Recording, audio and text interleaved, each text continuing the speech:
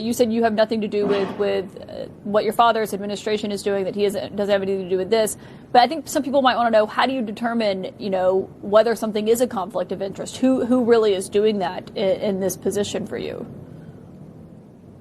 Well, we have external ethics advisors. We take that very, very seriously. But yeah, no, I have a huge problem when Nancy Pelosi front runs every trade vis-a-vis her husband, 3 weeks before her legislation gets passed. Yeah, I have a real problem with that. I mean, Nancy Pelosi has made Warren Buffett, look like a lukewarm investor based on some of her trades, all based on inside information. I find it disgusting.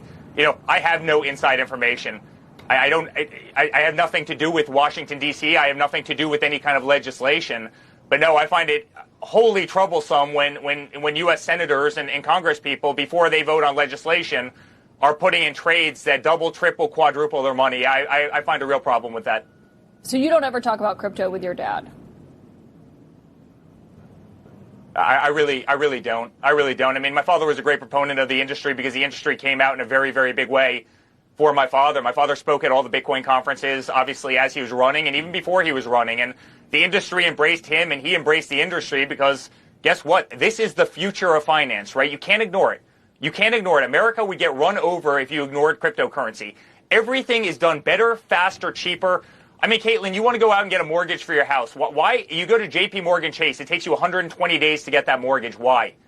Why? I mean, if you have the assets in the bank, why can't you get the money instantaneously? Why can you not send a wire transfer at 5 o'clock in the afternoon on a Friday? It won't get there until Monday. Why is traditional finance so slow? Why is it so antiquated? Why is it so expensive?